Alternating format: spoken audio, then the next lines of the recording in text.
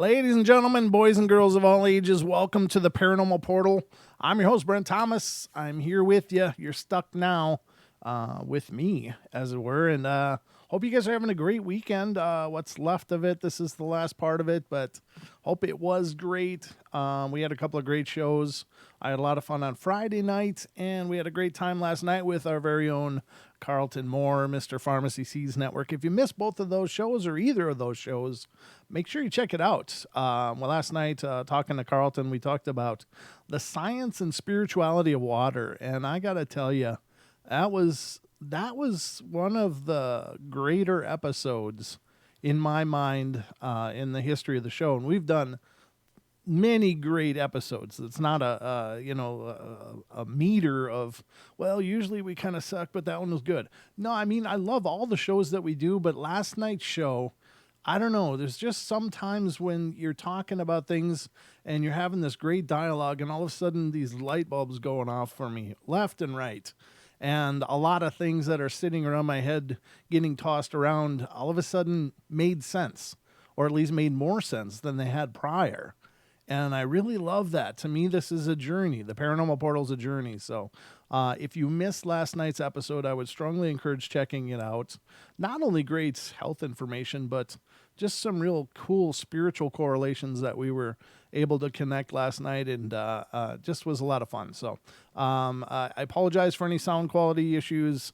I'm working on it. I don't know what's going on with the studio here.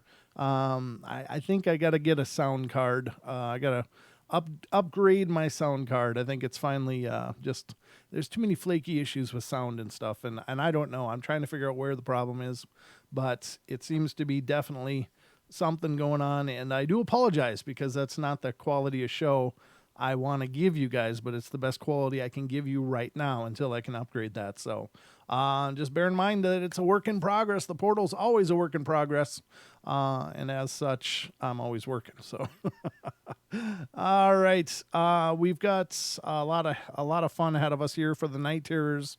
The Night Terrors are shorter format shows, about an hour long. We're talking about ghostly encounters, and these are a lot of fun as well. I'm going to also dust up some information I have left over from Friday's show that I didn't finish up, so we'll get into those as well. But that's all coming up tonight. In the next 45 to 50 minutes of show that remains. But the phones will be open throughout the night. I'll do my best to keep an eye on the phone queue. So if you got something paranormal you want to share with us, please feel free to call in. The number is 720-923-0500. Again, 720-923-0500. And that number is right on your screen right up there in that little microfiche font. I will blow it up someday, but right now, just know that it's there. And if you look right under the words Paranormal Portal on your screen, you'll see the call-in number, as well as some amazing ways to help support the show, which is right above there, as well as super chats and heading over to our Teespring site. Buy yourself some Portal gear. New t-shirt design was released yesterday, and it's up there. And remember the coupon code, and it's ID number 4. I think it's Portal, ID for Portal. Independence Day for the 4th of July, Portal. And it's all capital letters, so ID for Portal will save you 15% in our store. So you got that going for you. But I guess that's all I got on the front end. It's time to dive into this, so I hope you're ready, because it's time for bed.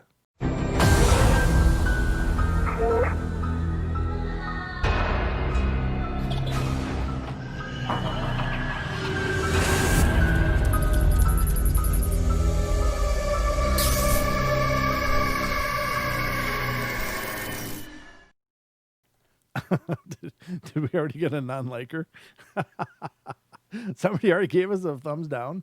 I will have you guys know today I got a notification. I use, when you're working with YouTube and stuff, there's a lot of things to know and do. And I use this program called vidIQ, and it's a free version. There's a pay version as well, but I don't use that. But it helps me to dial in the keywords and stuff, hopefully to make our shows a little better for the algorithm to get picked up. But they sent me a notification today that the Paranormal Portal is now up to 750 uploads on our YouTube channel. So that means there's a hell of a lot of portals going on. If you're ever in the mood like the next couple of days when I'm not doing the live shows for Monday and Tuesday, you can head to our archives and check those out. Now, as you're doing that, again, throwing this out there, I hope you guys will do this.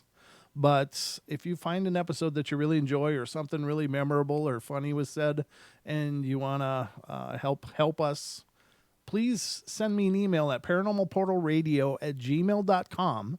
Let me know the episode name and also a timestamp about where this event happens in the show.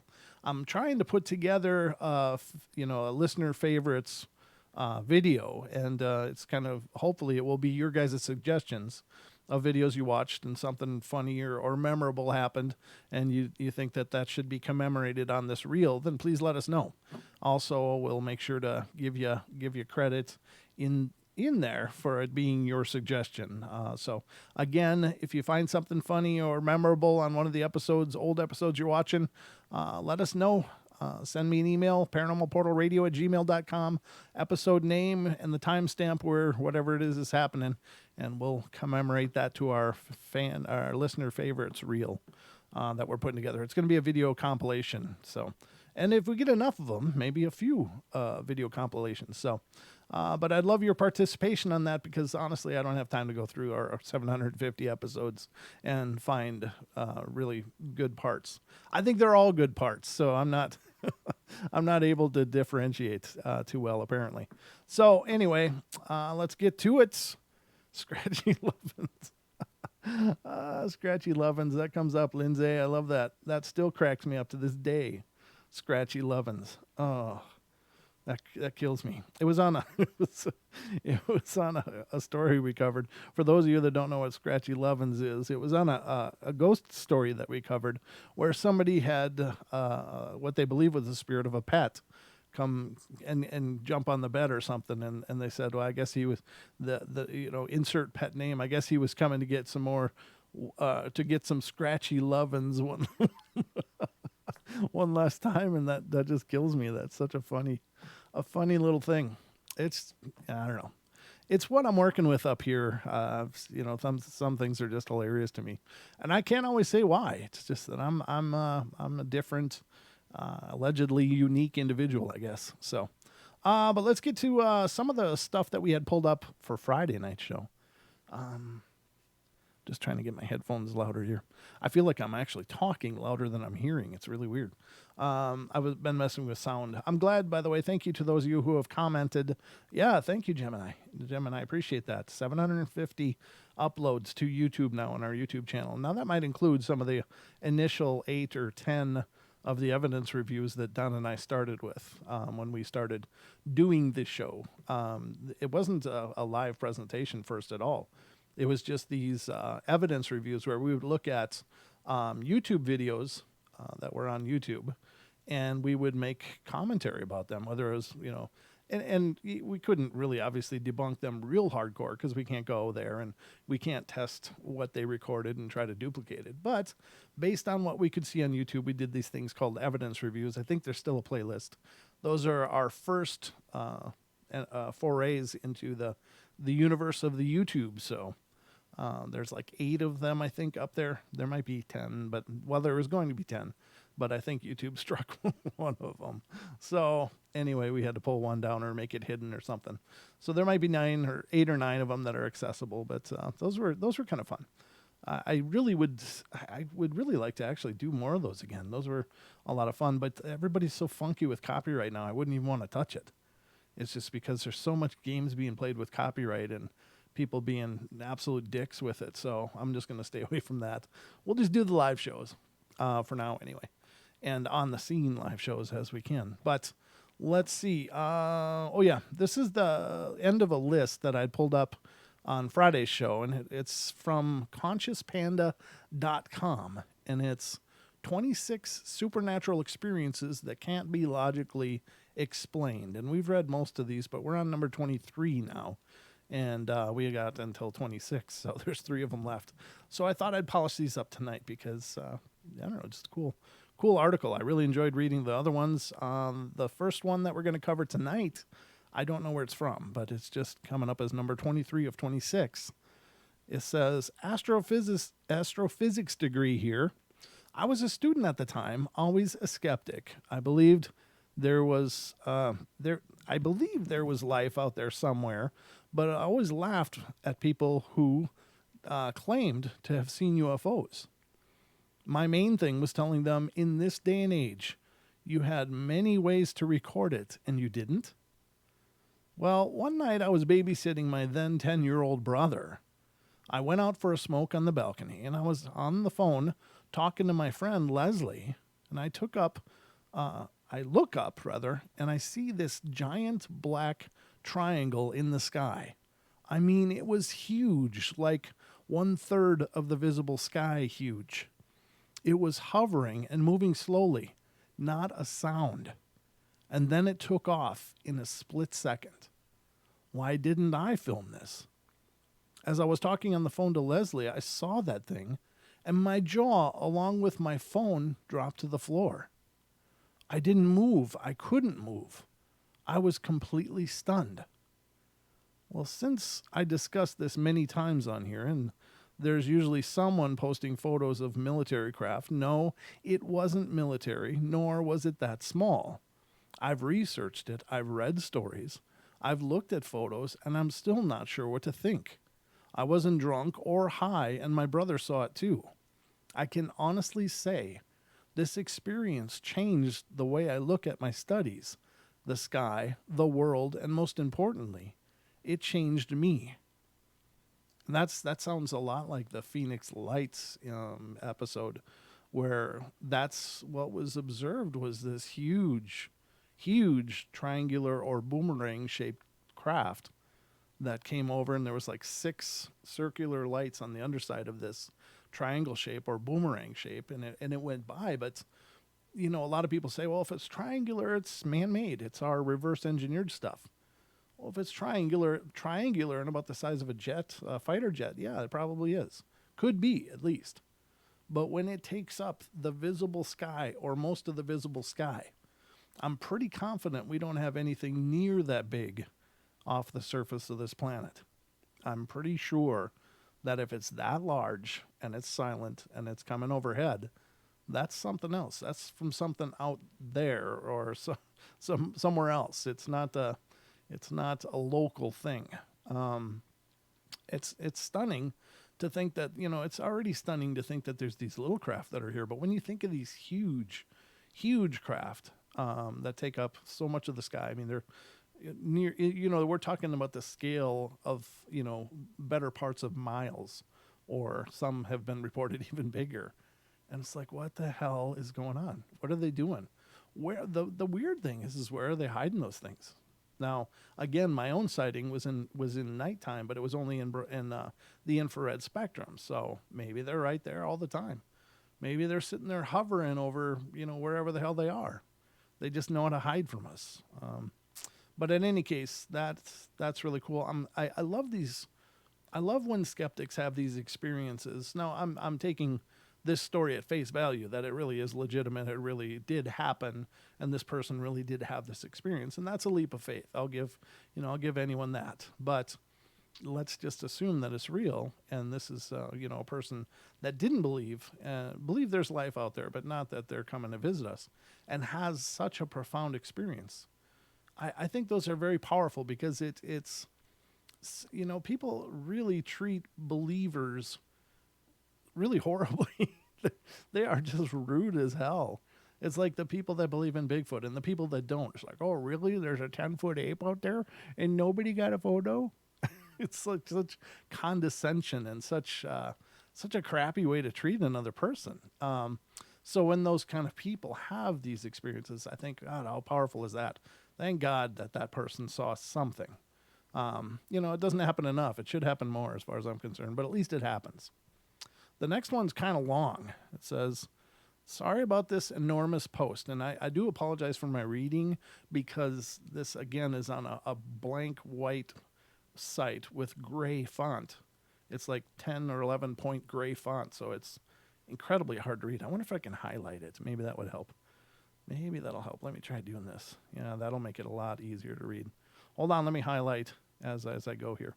It says, "My house is haunted, and my family is aware of this and has acknowledged it for a while. Before they did, though, I was the only one. I was the one with the most experience with the ghosts in our house. My dad, brother, and sister had almost no experiences at all. My mother had one solo, but she didn't admit it for a very long time. All the following experiences happened over the 10 years that I've lived here. Prior to the first real experience, I would often hear silverware rattling in the kitchen or footsteps late at nights. At first, I thought it was my dad, as he often gets up for midnight snacks, and apparently sometimes it actually was, but sometimes it wasn't. My first experience, my bedroom is directly across the hall from my parents' room. My bed faces the door, so if I sit on my bed, I can see into my parents' room. They have a window directly opposite my door / their door. And one night, I think the first or second year that we lived there, I wake up and see a very tall male standing in their doorway, outlined by the light from the window.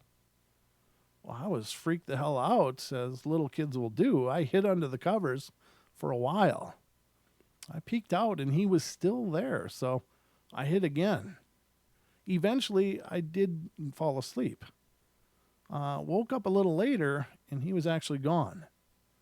The next morning, I woke up right away, wondering what the hell had happened. And I went through the general debunking thoughts, but no, we weren't robbed. No, it wasn't my dad standing in the door.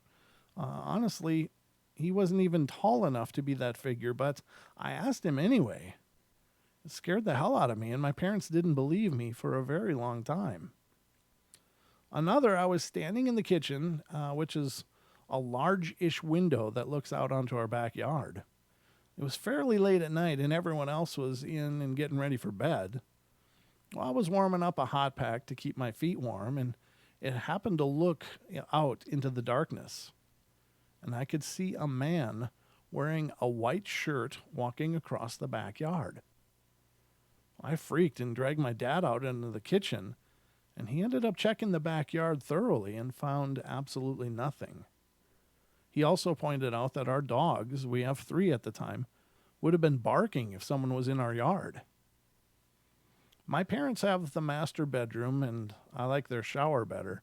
I gotta highlight some more. Hold on. I like their shower better than the one down the hall, so I shower in there. And as you walk out of the bathroom towards the hallway / my bedroom, there's a closet on the left side, same wall as the bathroom. Well, I walked out after a shower in my towel, and I freaking see this tall man in a white shirt leaning out of my parents' closet looking at me. Oh, that's horrible. Out of all the experiences I had, this was the one that made me the most frightened. I screamed and bolted past him into the bedroom. My parents came to see what I was screaming about. We have centipedes a lot, and they thought it was a centipede. Well, they found me shaking in my towel on my bed. They checked the house and their room, and once again, they found nothing. Sometimes after this experience, my mom told me about hers finally. She woke up early one morning and was laying in bed, trying to wake up a little more, when she sees the outline of the chest and the head of a tall man walk past her bedroom. Now, my parents' bedroom is really high off the ground. I mean, 5'6", and I can barely, standing on tiptoes, peek out over the windowsill. So to see that much of someone through her window, they would have to be insanely tall or floating. Now, the tall man is the ghost that has been actually seen the most. Let me highlight some more. There are 2 others, a woman and a little girl. No one's actually seen the woman aside from a friend of ours who claims that they can see spirits. The woman seems like she's actually a nice ghost. She'll walk up behind you in the kitchen, dining room, and touch your shoulder or back or elbow. Just a gentle little touch. And when you turn around expecting someone to be there, there isn't. She'll come up and lean on the back of the computer chair, which is one of the rolling ones that reclines a little, and you can feel it lean back, and when you look, nobody's there. Her leaning on the chair has happened to my mom, my dad, and myself.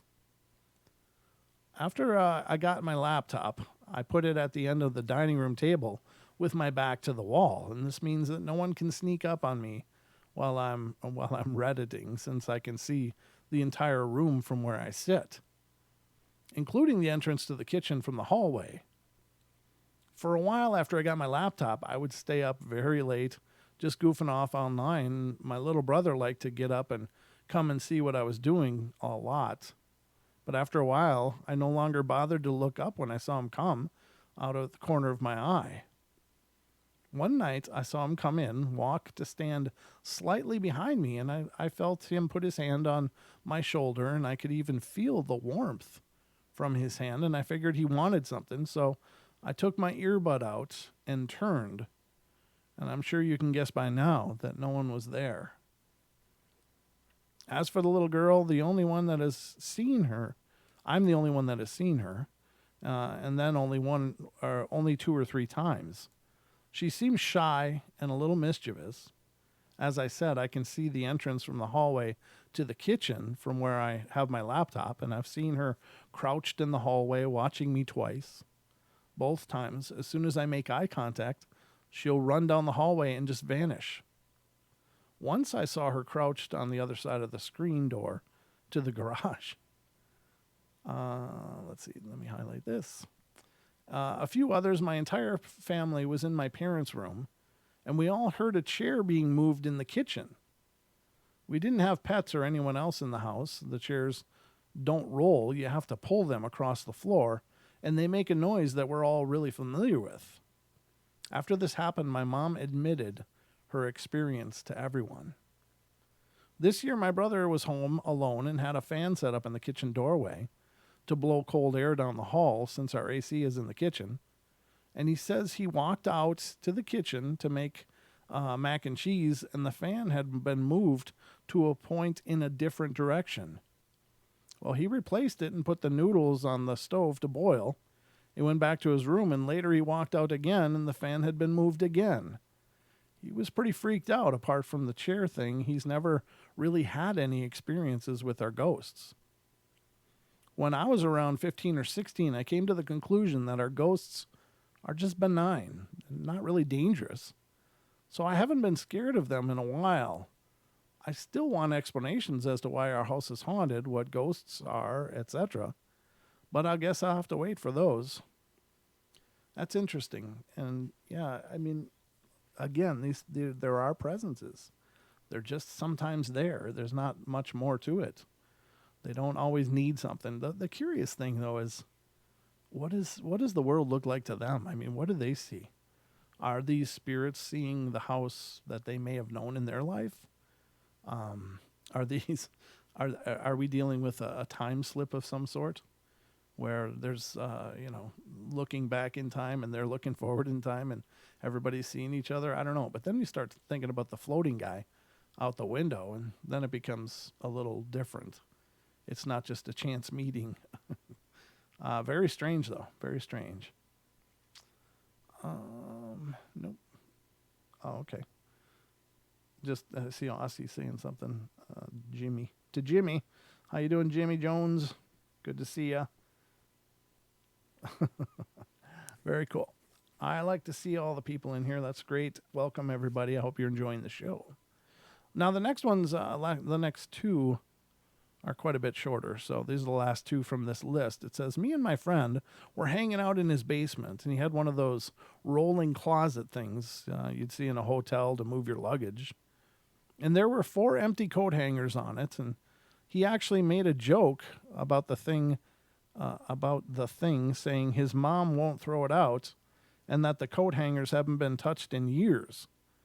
Literally 2 minutes later, one of the empty coat hangers did a perfect spin around the thing as if someone pushed it, trying to get it to do a perfect flip over the rack. We were the only ones home, windows closed, no wind or anything. He literally ran upstairs to his room and told me some scary things that always happens in the basement, and he keeps trying to convince his parents to move out because the basement scares him. And he's 21 years old. Wow. That's I don't know if you ever outgrow that, really. I mean, you know, if you've lived around it your whole life, I suppose, then you do.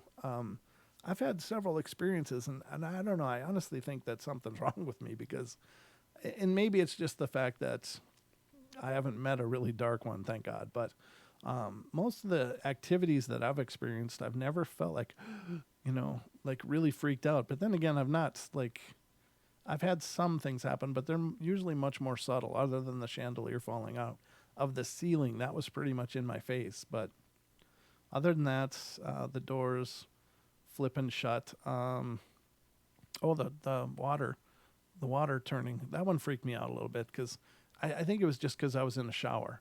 I was in a shower. I was home alone. Everything's locked. And something about being naked makes you feel so much more vulnerable. I don't know what it is, but it's not like fabric offers that much protection, but it's psychological, I guess.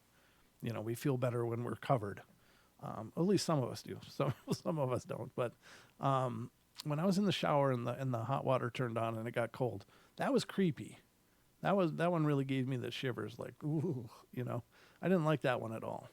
But other than that, when the things have happened, I really haven't been too affected. When the chandelier fell out of the ceiling, I was like, oh, damn it, now I got to fix that. That was, honest to God, my thought at the time.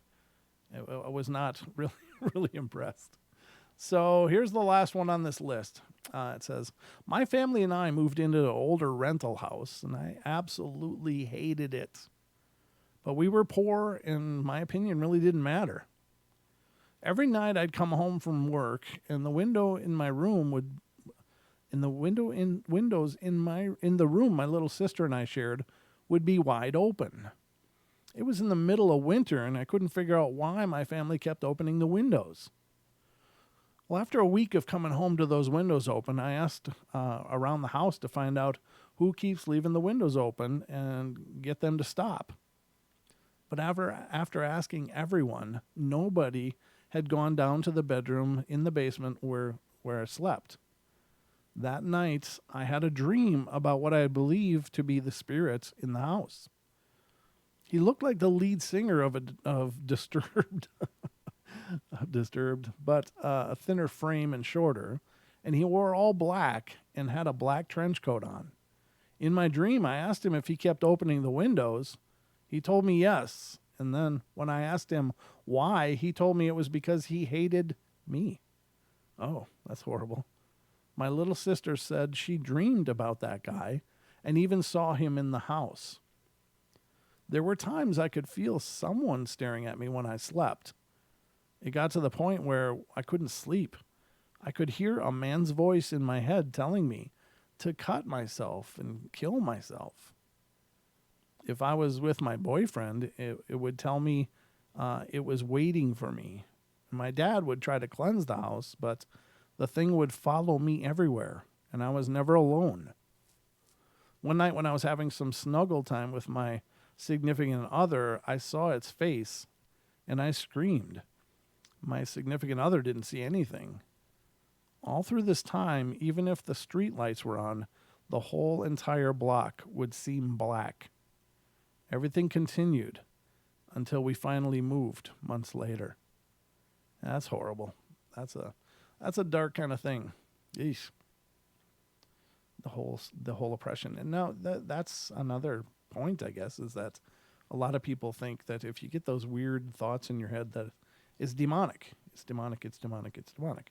Well, there's dark presences. There's dark ghosts. There are these, souls that are just tortured, and they don't cross over for obvious reasons, but they stick around, and I'm not sure what their whole plan is, but I believe they can do that telepathically as well. Some people just want to see the world burn, and that doesn't change just because they don't have a body. I think that they continue being that same dark and twisted person. And so you got to get someone in there to shake that out in a hurry. That's terrible. But that wraps up that article. I wanted to get through that because it's just another tab on my forest of tabs. So now we've got through that. So I'm pulling up some other stories here that we'll get into. How's the time? Yeah, it's already after 7:30. Wow. It flies by, ladies and gentlemen. But that's how it rolls here on the portal. Let me grab a drink. Oh, there's something else I was going to mention tonight. And I'm trying to think of what it is. Oh, I remember. The new podcast is out, ladies and gentlemen. The new episode. It took longer for me to get it uploaded today. I wanted to have it done around noon, but I didn't get it uploaded until just about an hour ago. So it is out there if you're a podcast listener, and I hope you all are. I mean, we love our podcast just as much as we love our YouTube. So definitely check it out. It's entitled "Close Encounter in the Bronx." Blech. A close encounter in the Bronx. And it was a gentleman named Eric called me and talked to me and walked me through an experience he had when he was much younger, living back in the Bronx where he grew up. Just a fascinating discussion. We had a lot of great discussion about the UFO things after that, and really enjoyed talking to him. He's actually going to come on and talk about some ghostly experiences he's had as well. But that was our first discussion, and it's a great discussion. So I hope you'll check that out. And again, our podcast is available everywhere that you can get podcasts from. I don't think it's not available anywhere. We are on all the major ones: Stitcher, iTunes, iHeart, Pandora, Spotify, Google Play, and let's see, Chatbox. There's so many of them. I can't remember all the names because I didn't even know there was that many platforms out there until we started podcasting. I'm like, oh my God, there's a lot of these. So if you go on your podcast platform, whatever it is, wherever you listen to podcasts, just type in the Paranormal Portal. If you don't see us there, let me know because I'll make sure we get there too. It took a while to get us on Stitcher, but we finally got that ironed out. We are there as well. Last I checked, though, that wasn't updated with the newest episode before I came on the air. That may take a little longer, but anyway, it's out there. It'll be out there. I hope you guys will check it out. Support it. If you are a Stitcher listener, please stop into there and leave us a good review if you would, please. That would really help us because we just got on Stitcher, and so the Stitcher community, I don't know how aware they are of the Paranormal Portal, so of course reviews help. We did get 1 5-star review. Thank you very much to the person that did that, and thank you to everybody who's taken the time to leave us reviews on iTunes as well. That's been awesome. We've got a lot of wonderful reviews. We even got a few crappy ones, but very, very few. We're still at like 4.7 out of 5-star rating. So some guy was bashing on my voice. And he's like, "Oh, it's just his voice is like grating cheese, and if that wasn't bad enough, the music sucks." I was like, "Oh, you're a dick." Oh, anyway, it's part of the course. You got to be willing to take them on the chin, or you don't have any business doing this kind of thing. So let's get to these stories. The first one that we're going to talk about is coming from South Carolina, and it has to do with the Ouija board. The lovely Ouija board. It's always the foundation to some amazingly crazy stuff. This one says, this happened to me a few years ago, and I'm a pretty tough chick, so when this happened to me, I really began to believe in something more. Anyhow, I was staying with one of my friends who had 2 roommates that swore they were witches. I thought it was pretty funny, actually, because first, they were airheads, and 2, I believed that if witches did exist, that it would certainly not be these 2. I wonder why people say that, what if they did exist. I don't understand how. I think some people equate the term witch with a supernatural being. I don't think, and that's basically born of Disney and cartoons and stuff like that, and they don't seem to understand that there really is a practice called witchcraft, and Wicca is kind of a variation of that, but there is really true witchcraft, and there are people that practice it, and it's not. It's like saying, I wonder if there's really Christians. It's like, well, of course there's Christians. Of course there's witches. There's, it's just part of the deal. So I always find that really peculiar when people say if they're really real, then. Anyway, just a little side note. It continues, well, the night before I got, quote, possessed, the two roommates and my friend were playing on a Ouija board. I was sitting on the couch watching in boredom, and I've played on a board a million times before, and I was I was always the one that moved the piece to say random things to make it actually interesting. My friend tells me to come play, so I get down on the floor with them and stick my hands on the piece, and it flies off the board like someone had shoved it. And it made me laugh, but the other girls were all freaked out. One of the roommates were like, he doesn't like you. You can't stay here. You have to leave. I remember saying, you guys are dumb. But they were serious, so I said, all right, I'll leave. I don't want to be here with you weirdos anyway, but my friend insisted that I stay, and they leave, so I stayed and the two girls left. After that, me and my best friend went back to watching television and laughing at our roommates, and everything was fine. Well, the next morning, I woke up and ate some cereal and was talking to my friend about what our plans were for that day. And all of a sudden, my eyes started burning. And they had the feeling of them swelling up really fast. My vision even kind of went a little blurry, and I felt them with my hands, and they felt normal. So I ran to the bathroom thinking, what the hell? I looked in the bathroom mirror, and my pupils looked a little bigger than normal, and they were very slowly getting bigger. So I called my friend into the bathroom and said, look at this. What's wrong with me? And she was like, that's crazy. I could feel my pupils moving across my eyes as they were expanding. My heart beat a little faster, and I started feeling really hot, but as my body's signs were racing, my mind felt calm, as though I wasn't scared or I was really messed up on drugs, but aware of what was going on. At this time, I couldn't move. I just stared at my eyes, which were now fully black. I didn't think to talk or move or run. I just stared. I could hear my friend talking, but I wasn't listening to her. And then the hotness got even hotter. I felt really dry, like my entire body was dehydrating, and got the feeling you would get if you heard someone you love had just died. The feeling of your heart dropping. I could see my face turning white. It started at the top of my forehead and just continued down my face, and I saw my skin color changing, like it was draining down my face. My friend was yelling at me now, what's wrong with you? At the time, she grabbed me to pull me away from the mirror, and when she grabbed my arm, she immediately let go and said, oh my God, you're on fire.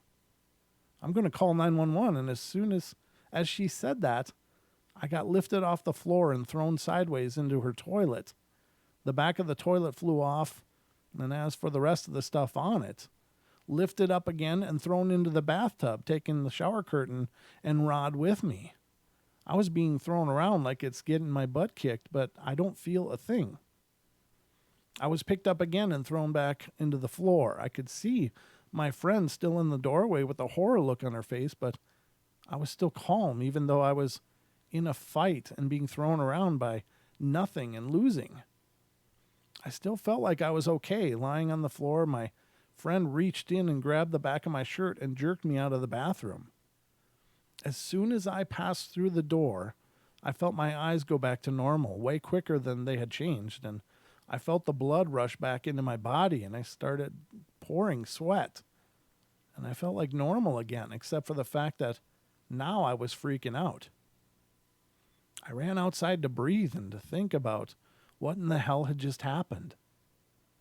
After a few minutes of talking it over with my friend and getting her to assure me that really just happened, I started looking for bruises or cuts after destroying her bathroom with my body. But I had none. Not even a red mark. The cotton on the inside of my shirt, bra, and pants and underwear looked burnt, like they were sitting on a heater for a while, and I never went back to that house. and my friend moved out a few days later. If anyone's ever heard of this happening before, please share it with me because no one can relate, and I'd like some answers or some similarity. Thank you. Wow, if that's a genuine, true experience, that's absolutely terrifying.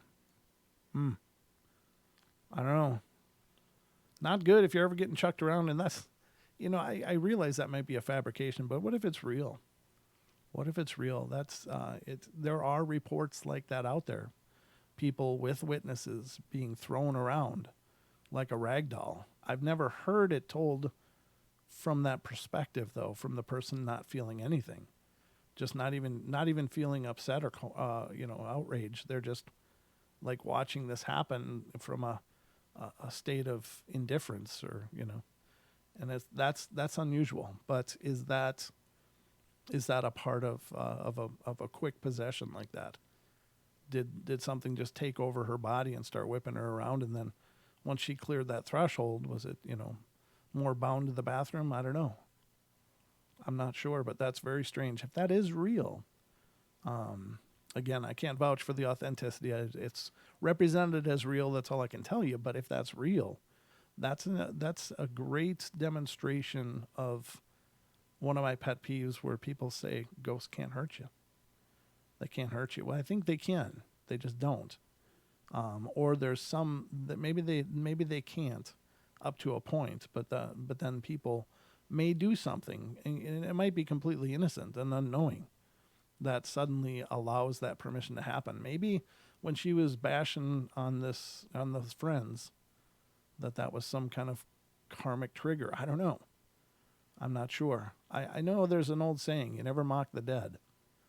And maybe by doing so, you're engaging that, and the rules change. I don't know. So maybe ghosts can't hurt you, but if you do something, some act or action or behavior can give them a green light all of a sudden. I don't know, but there are stories like that out there, and that's, to me, that's profound and really terrifying.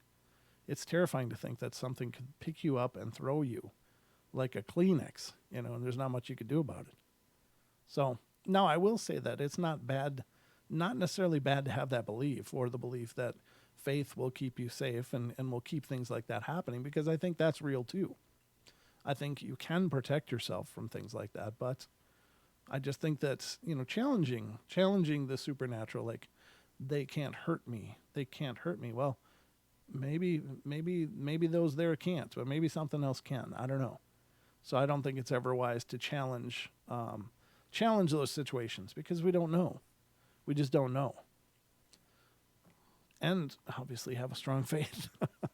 Have a strong faith in something, that you're protected and safe. Of course, that's very, very powerful. All right, let's go to the next one here, and this is coming from Minnesota. And this has to do with haunted places. It says, here's the background.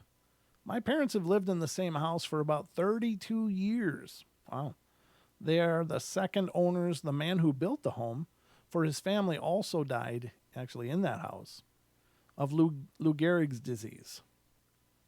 I'm 30 years old and have had unexplained experiences just as far back as I can remember. One that really sticks out was an apparition that my younger sister and I witnessed pacing back and forth in our bedroom. He was maybe 60 years old and wearing a gray suit. He kept walking over to look out the window, and I was about 12 and my sister was 8. We were both paralyzed, in fear, and arguing about who was going to get out of the bed and turn on the light. Eventually, I got up, and as soon as I did, he was gone. That was the only time anyone has actually seen an apparition. Another experience in the same room a couple of years prior was just as scary. I was lying in bed facing the door to a little balcony, and I suddenly got this overwhelming feeling of dread as I stared at the closed shade covering the window. I felt like there was someone standing on the other side of the door. It was the kind of shade that is on a spring in one tug and will roll all the way up. Just as this feeling became too much to handle, the shade sprung open on its own. Well, I got up and ran down the hall, down the stairs, and I didn't stick around to see what was on the other side. A friend and I were hanging out at my parents' house a year ago and experienced two separate unexplained occurrences. We were in the family room watching a movie, and I got up, went to the bathroom, which is the next room over.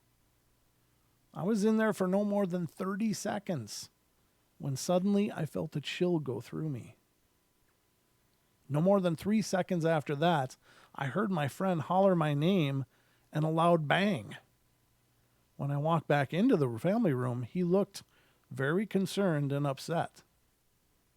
He told me that one of the cabinet doors on the wall next to the fireplace started to open up by itself. And then he hollered my name, and it slammed shut. The following night, this same friend and I were in the laundry room in the basement. I walked out of the room, and seconds later, he called for me as he had the night before. I rushed back towards the laundry room and saw one of the lights was turning on and off by itself. It stopped for about a minute before I said, "Do it again." And a light in the other room that hangs over the pool table turned on and off by itself. Well, he was terrified and wouldn't leave my side for the rest of the night.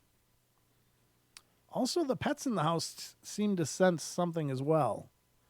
My parents' dog is always following the movements of something that the rest of us just can't see. She does this a lot. My cat has hissed and stood on her hind legs, batting at nothing. Also, she has become sort of hostile towards me suddenly, growling and hissing at me, and she's very affectionate and sweet normally, so I wonder if she was possessed or something. I'm pretty sure that this ghost is the man who built and died in the house. I feel like he was looking for his wife, who is still alive and living just a few miles away. I also think that once his wife dies, the activity will stop. I am a sensitive when it comes to the paranormal. Excuse me, hold on. When it comes to the paranormal and can sense spirits and immediately know when I walk into a place if it's haunted. I've had experiences in numerous locations other than my parents' home. I have several aunts who are also blessed with psychic abilities, and a couple of them have, on separate occasions, pulled me aside and acknowledged that they knew about my gift without me ever even telling them. It's been a blessing and a curse. I've learned to embrace it and feel empowered by it now that I'm adult, but as a child, I was terrorized. Yeah, that's powerful. That's got to be the tough part. Being young with those gifts has got to be really a struggle.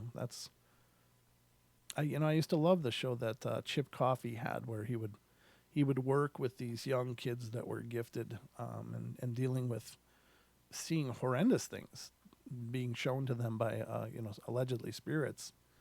And I gotta think. And I said it the other night. It's got to be just like The Sixth Sense.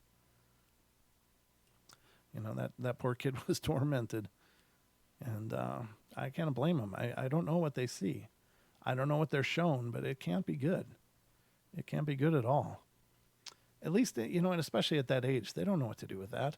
Even as adults, if we see, horrendous things, we have to deal with it, but we have a little bit more, life experience to deal with things like that. But young children, they don't have that. So it's far more traumatizing to those little ones. Wow, it's really flown by tonight. These last nights, I got, let's not do that one. Let me just look. Oh, since the last night, I'll read another one. Yeah, I know we're about out of time, but I'm going to read you one more. And this one's kind of long, so we'll probably go a little over time. So hope you guys aren't busy. You don't have anywhere to be, right? You got time? Because I'll read you one more if you got time. Just saying. All right, I'm going to read you this one. This one's coming from Kentucky. Has to do with orbs, lights, and mists. Oh my. In the last years of elementary school, a lot of things had happened. My mom remarried in June, my third grade year, and my cat ran away during spring break when I wasn't even in Kentucky. These events had an extremely negative impact on me. I'm a very emotional person, so I thought that my cat ran away from me because I did something wrong. Now I know better, of course, but because of this one thought, I actually became suicidal. I also hated my new stepdad. I still hate him, just not as much. At first, I was just moping around school and home, and then I woke up one night around midnight, and I knew everyone was asleep, so I tiptoed into the kitchen and pulled a sharp steak knife out of the knife block. I covered my mouth and started to cry. The knife was about an inch away from my chest when something made me drop it. I quickly picked it up and put it back into the block and ran back into my room. Later, my dad was driving on a very busy highway. I was still extremely depressed, and I knew the car was going really fast, and there was a lot of other cars driving really fast nearby. I never wore my seatbelt when I was little, so I didn't have to unbuckle anything. I turned to face the door. I closed my eyes and pulled the handle, and the door flew open. I was about to jump out when the door flew shut. I started crying, and my dad yelled at me, and for the next year, my parents kept a child lock on my door. One night, my mom was talking about smothering, which is what? My mom was talking about smothering, which was a way to die that I hadn't known of. I screamed at my mom that I was going to smother myself and ran into my room and locked the door. I grabbed my pillow and held it to my face until something yanked my hands down and made me drop the pillow. I gasped so loud that my mom nearly pushed the door down, trying to get into my room. I was sitting on my bed, all balled up, and started to cry. Well, eventually, I had to see a therapist, and I promise you all, I'm not lying. I was a suicidal third grader. That's so tragic. Oh, dear God. Aussie Tiger says, read 100 more. I would. I don't think my voice would hold out, but I would. When my therapist asked me about my cat, I told her about a weird dream I had, and I still have it. In the dream, there are tons of cats around me, and they're all big, fat, orange tabbies like the cat that ran away. I'd run over and try to pick it up and hold it, thinking my baby was back home. This cat really was my best friend and he was a person to me. When I was bending down to pick him up, he changed into Stripes, my stepdad's cat, who looks just like a big dot, and the cat that ran away. I'd scream and then see another orange tabby and run to it, and this happened over and over again. I also told her about a dream that I had that I was in Macy's at the Fayette Mall, and there was a huge plasma screen TV on a table, and I'm running away from the angel of death, and I run to the TV and turn it off, and the dream restarts. I still have this dream, too. I began seeing black cat figures before my stepdad moved in, but after Big Dot ran away. I would whisper, shout, Big Dot. The black thing would look at me and then fade away, and I'd start to cry. I used to have a bed, now I have a futon, and one night I couldn't get to sleep, so I lay on my back staring at the ceiling, and after about 5 minutes, a huge yellow ball appeared in the right corner. I stared at it, and it got bigger. Well, I threw the covers over my head and prayed that it would go away. I think I was in 5th grade when this happened. I didn't understand my religion until like 5th grade. About a month ago, I couldn't get to sleep, so I rolled over onto my side and looked at the closet door. And there was a yellow line of light that seemed to get bigger after I stared at it for a while. I blinked and it was still there.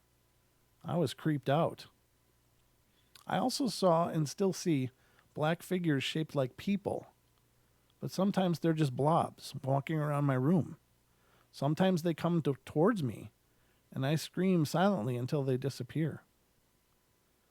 Thanks for reading. Well, it's kind of a traumatic story. God knows. I mean, the world gets pretty heavy for everybody, and I don't know. I understand. Sometimes it just feels like it hurts a lot, and maybe more than a lot, maybe more than you can handle. But God, I hope if any of you are ever dealing with something like that, that you call and talk to somebody, whether it's a hotline or a friend or whatever. Just reach out to somebody, because that's a tough thing, and we don't have to suffer alone. There's people that'll help you. Hopefully you have friends. Hopefully you have people that love you and will be listening and helping you through it. But if you don't, call the hotlines. Those people are really passionate about what they do, and they want to help people. So I don't know. Every time suicide comes up, I think it's important to make that statement, because it's not a solution. I've lost some dear people in my life to suicide, and it's a pain that never goes away, and it leaves a hole that just can't be filled. And there's an old saying, time heals all wounds. And I disagree. I think time just helps us learn to live with the scars. And so I love all of you guys dearly. I really do. I mean, I love doing the show, but I feel like this is a connection, a way of connecting with all of you out there. And if it hurts too much, just find someone to listen. There are people that will listen and can help you through this. And just remember, there's an old meme that I love, and it's that suicide is a very permanent solution to a very temporary problem. I'm paraphrasing that, but it's really true. I mean, I've certainly experienced lots of grief and heartache in my life, and I know at the time it feels like it's bigger than the world, and it's huge. But I think after time, we find our way through it, and we do find our way through these things. So just don't ever give up. Just keep loving something, keep believing in something, and let people help you. But I guess that's where we're going to leave it tonight. I want to see a show where you read 100 paranormal stories of any kind.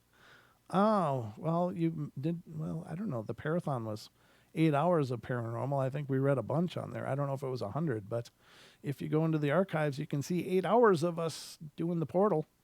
That was a long haul. It was a good time. Oh, thank you, Farm. I appreciate that. And yeah, you're right, Ethan. It's not, and the thing is that I think it's just leaves pain for everybody. It's just it's such a painful thing. It sure broke my heart when I lived through it, and knowing that somebody just ran out of hope and completely and just couldn't do it. And I still carry that pain today. It just will never go away. So definitely don't give up. Find a way through it. Hell, if you got nobody else, email me. I'll talk to you. I'm happy to help as much as I can. Unfortunately, how much I can help is probably extraordinarily limited, but I do care, and I hope that you have other people that care as well. So, all right, guys, that's all I got. I'm going to be gone for the next couple days. No Monday show or Tuesday show, as you probably are all well aware of now. But again, the podcast is out there, the new podcast. It's A Close Encounter in the Bronx. I hope you'll check that out, and please let other people know about the YouTube show and also about the podcast. We certainly have grown a lot since starting this, and it's all due to you guys. You guys have made this show what it is, and you will make it what it will be.